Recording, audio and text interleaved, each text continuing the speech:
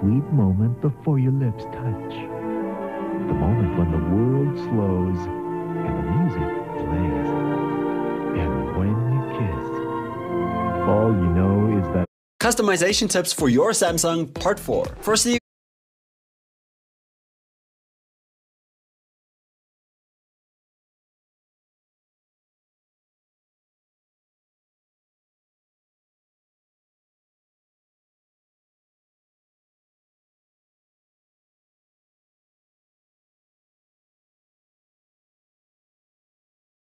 ngayong linggo sa Bitoy's World.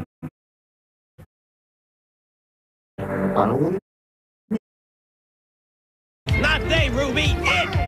Siguradong marami sa inyo ang solid na kapuso mga kasangkay. At malamang ay marami rin sa inyo ang hindi alam kung paano nagsimula ang paborito nyong TV network. Kaya para sa unang video natin sa taong 2025 at bilang pagpupugay na rin sa ika-75 taong anibersaryo ng Kapuso Network, yan ang pag-uusapan natin sa video na to mga kasangkay. Aalamin natin ang kasaysayan ng GMA Network at ang mga bagay na dapat yung malaman tungkol dito. Pero bago tayo magsimula ay iniimbitahan kitang mag-subscribe kung bago ka lang sa aking channel at mahilig ka sa mga ganitong content. Pakiclick na rin ang bell icon para lagi kang updated kapag nag-upload ako ng isang byuda galing sa Pampanga na pinakasalan niya noong 1949. 1950, unang umere ang AM station na DZBB mula sa isang maliit na studio sa Calvo Building sa Escolta, Manila. Ito yung panahon mga kasangkay na Escolta pa yung pangunahing business district sa Maynila. Makalipas ang 5 taon noong 1955 ay inilunsad ni Stewart ang DZXX, isa pang AM radio station na nakatuon naman sa musika at naging unang pop music station ng bansa.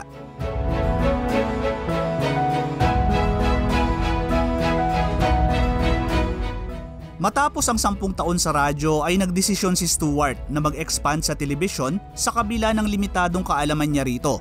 Noong October 29, 1961 ay sinimulan niya ang Republic Broadcasting System o RBS TV Channel 7 sa ilalim ng call sign na DZBB-TV.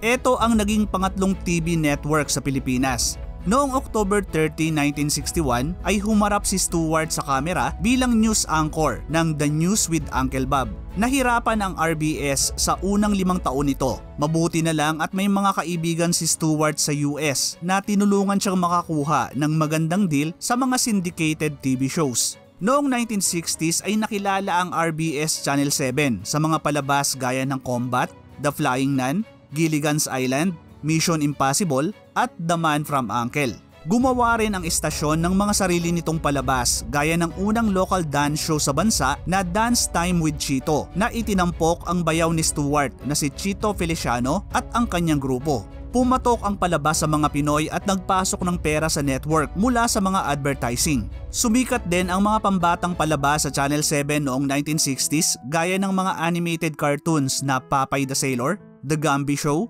at The Harvey Toons Show. Ginawa rin ni Stewart ang unang pambatang live TV show sa bansa na Uncle Bob's Lucky 7 Club noong 1961 na naging The New Uncle Bob's Lucky 7 Club noong 1980s. Isa to sa mga iconic na palabas para sa mga batang lumaki noong 1960s hanggang 1980s. Ipinalabas to noon tuwing Sabado ng umaga at dito nakilala si Uncle Bob bilang paboritong uncle ng maraming kabataan noon. Kayo ba mga kasangkay? Nanonood din ba kayo noon ng Uncle Bob's Lucky 7 Club? Ano yung mga hindi nyo makakalimutan sa palabas na to? Paki-share naman sa comment section sa baba.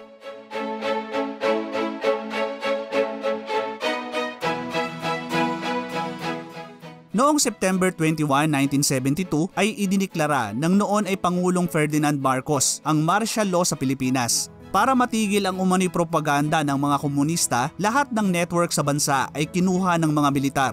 Lahat ng istasyon ng TV at radyo na kritikal sa gobyerno ay ipinasara kasama na ang RBS TV Channel 7. Noong 1974 ay ipinagbawal ng gobyerno ang mga dayuhang korporasyon at mga individual na magbay-ari ng mga media sa bansa. Kaya napilitan si Stewart at ang American Broadcasting Company na nagmamay-ari ng 25% ng RBS na ibigay ang kontrol nito sa 3 individual na sina Gilberto Duabit Sr. na nagtrabaho sa gabinete ni Pangulong Marcos, kasama ang accountant na si Minardo Jimenez at ang abogado ni Stewart na si Felipe Gozon. Sa ilalim ng pamumuno ng tatlo ay inayos nila ang mga utang ng kumpanya, nag-focus sa mga local shows at ini-upgrade ang mga kagamitan ng istasyon. At bilang bahagi ng pagpapalit ng may-ari ng network ay pinalitan din ang pangalan nito sa GMA Radio Television Arts. Ang orihinal na kahulugan ng GMA ay Greater Manila Area na tumutukoy sa lugar na naaabot noon ng istasyon.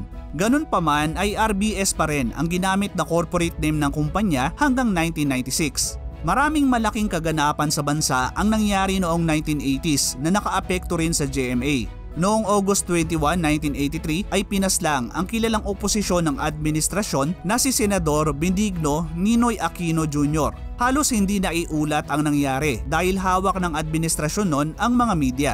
Tanging GMA lang ang istasyon na nag-broadcast ng libing ni Ninoy. Nang sumunod na taon ay GMA din ang unang nagpalabas ng TV interview ng asawa ni Ninoy at noon ay kandidato sa pagkapangulo na si Corazon Cory Aquino. Noong 1984 din sinubukang kunin ng anak ni Pangulong Marcos na si Senador Amy Marcos ang GMA pero napigilan to ng mga executive ng network.